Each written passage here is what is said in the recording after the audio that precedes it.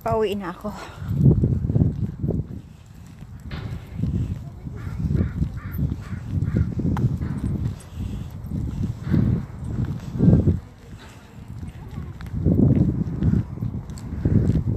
Pinapawisan ako.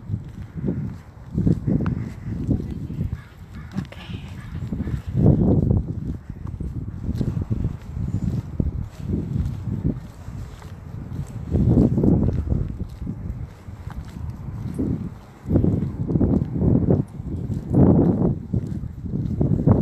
At least mahangin pero hindi masyadong malamig ng ang hangin.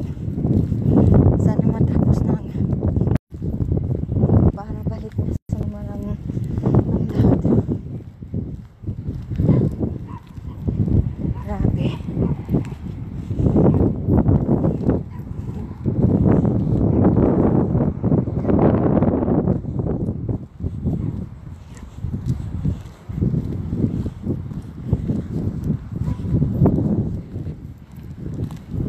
Kaunti lang tao sa loob ng tindahan.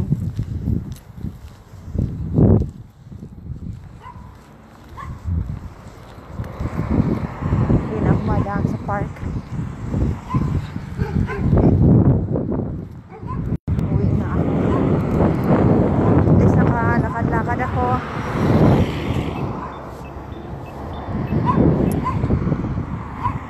Ginagamit ko ang siko. Pag-push ng ano. Ng iba ng sarap ang kape pag tinapay pero bawal sa akin ang tinapay.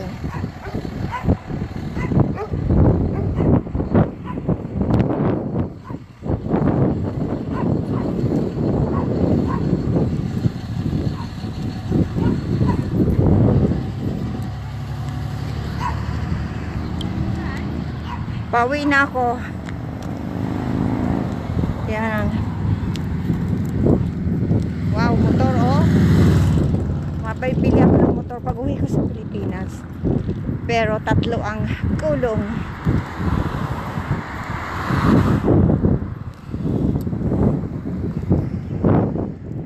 Init.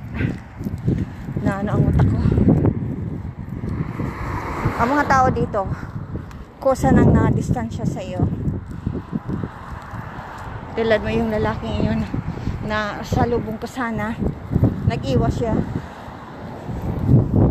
Yan ang dapat dyan sa Pilipinas, kusang mag-iwas sa kapwa para i-ano yung social distancing. Ganyan dito. Kanya-kanyang ano desisyon na distansya sa kapwa. Sunod ang ano dito eh. Yung mga disiplina kasi mga tao dito. Bakit sino ba ang gusto magkasakit?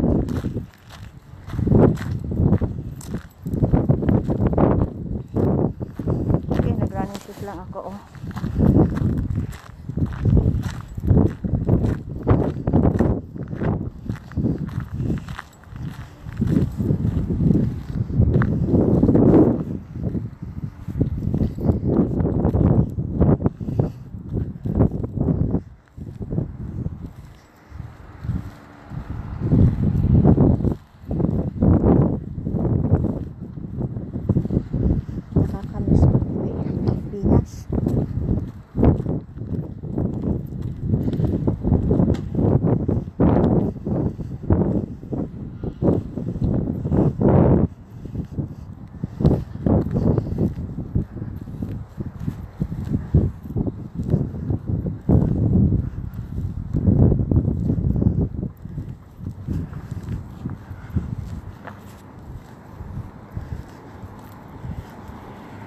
Pagod.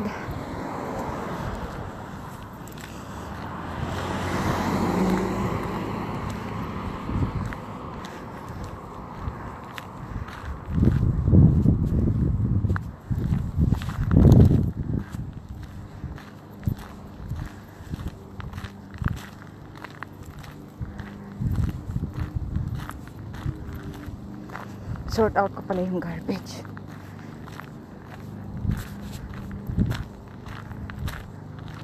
Mag-gloves muna ako.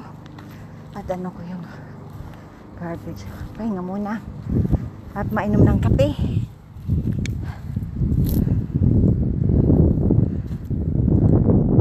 Jane. Celestial. Hi, madam. Hi. Pauwi na. Pakalabas ko lang ito ngayon. Punta lang kasi ako sa tindahan.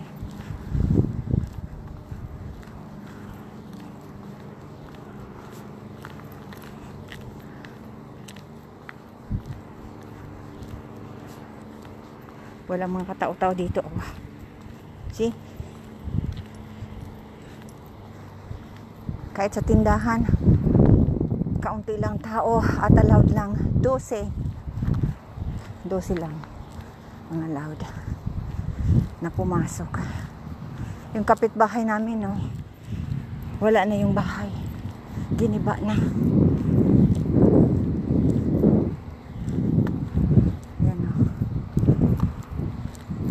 I-sort out ko ang garbage mamaya.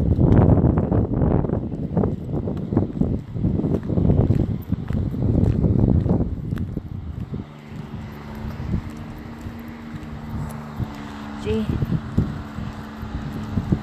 Ano na dyan? Oh, wala na. Wala nang bahay. Pinutol na yung malaking kahoy dito. Tapos doon naman sa kabila, giniba. Yan, pinutol din. Halaman ko. Dito na ako sa bahay. Ito ang aking sasakyan. Pero hindi marunong mag-drive. Saan ako na lang. Okay. Off ko na. Pagod.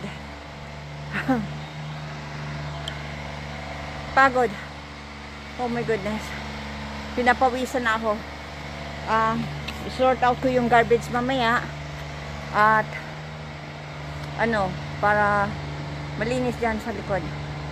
Okay, mapasok na ako sa bahay, mapahinga muna at ano yan, mainom ng kape. Okay, pinapawisan ako.